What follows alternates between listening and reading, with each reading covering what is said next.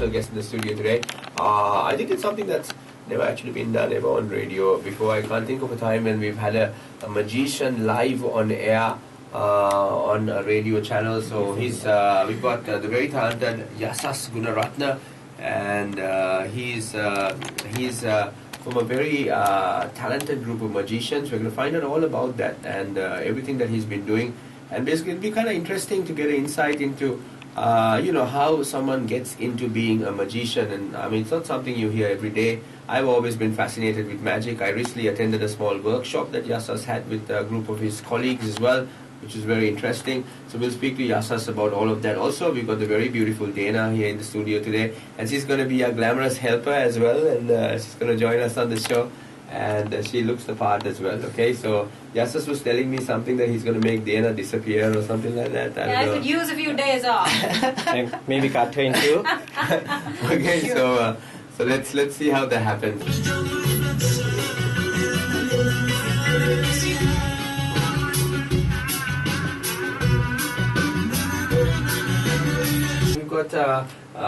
We got Dana here in the studio as well, who's been very gracious enough to take time off from a busy day, from a busy schedule on Friday, and join us to help us out with the show. So thank you, Dana, for doing that. Oh, anytime. You're very sweet.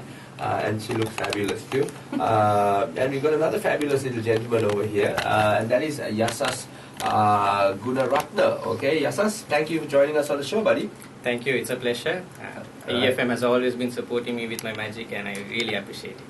It's brilliant, because I think I saw you a couple of weeks ago when I came down with Mark and Jem for your workshop, and I was very impressed with everything you kind of encouraging people and educating people about magic, and you took it from kind of like a grassroots level, which is very good. But before we get into all of that, now we know you're going to do some tricks here and some of your tricks here in the studio.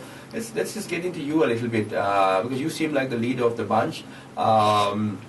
When did you start getting a fascination with magic and all this stuff? Like how young were you, and what kind of triggered it? Did you see a TV show, or did you see like at a kids' party some these magicians with this stuff? How did it happen for you? It all happened in 1992 when I was like 9 years old. My father had found a magic book, I think in South Africa or something, and he had bought it. And then he just, flipped through this, and he taught me a trick. He actually performed a trick. He's not a magician, but he read through it, and he performed a basic trick for me. And I was like, wow, how did you do it? And since then, I used to trouble him, because I couldn't read and understand on my own. So I used to trouble him to read a trick for me kind of every day, till he really got bored and it went down the drain. Then when I was kind of in grade 8, I had a friend called Hasit, who is in Canada now, who had a magic book. So he brought this to school, and then it triggered the memory of me having a book. And then both of us got together and we started hunting for books, and that's how it started. And I did my first performance in 1996.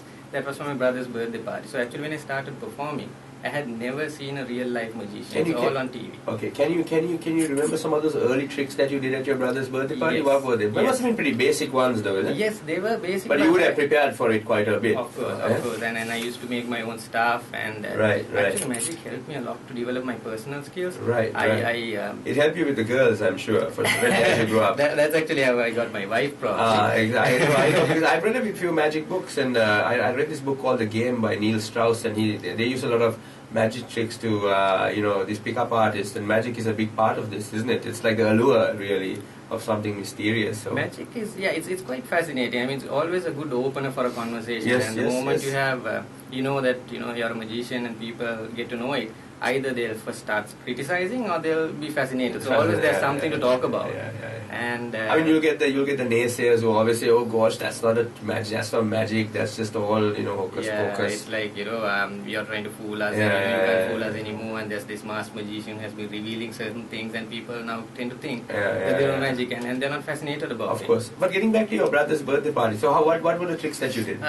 The first trick I did was something called the weeping coin, where you get a coin, rub it till it's warm enough and it starts crying kind of. So you see water droplets down there, and at the workshop I explained how it's done. That's right, and then I used to produce basic flowers and certain card tricks. I had something called a genie bottle, where this rope, and you have a bottle and you put a rope into it, and you say there's a genie in the bottle, and when you pull the rope gets stuck in the bottle. Right. And I say there's a genie hole in the bottle. So pretty basic So stuff. how old were you then? Then I was probably 11, 12 years old. So you had the whole outfit, everything? Yes, a top borrowed hat? kit, because I didn't have a Okay. kit of my own. So I took my Brilliant, father's man. coat and made great. a paper hat, and that's I'm what sure your dad would have been very proud, huh?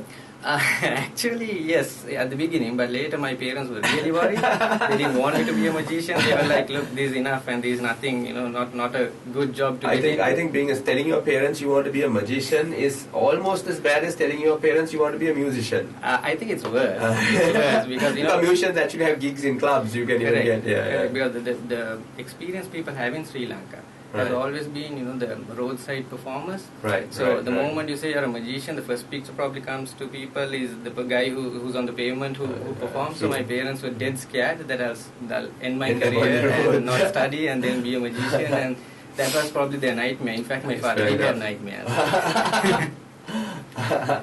Okay, but I assume that the whole thing at your brother's birthday party went very well. Yes, it did, and that actually started me to do other public performances. And after the third performance, I was lucky. There was a niece of a magician in the audience who introduced me to the magician, and that's how I became a member in 1998, a life member of the Sri Lanka Magic Circle. Right, okay, alright, very interesting. We'll quickly take a break, but when we come back, we'll speak more to Yasas, and Yasas has bought his entire little kit here. And by the way, all these tricks that Yasas is doing will be on YouTube, because I'll be filming it as well, and we're filming it, but I will be your eyes in this case, because I will say exactly what's happening between Yasas and Dana when the magic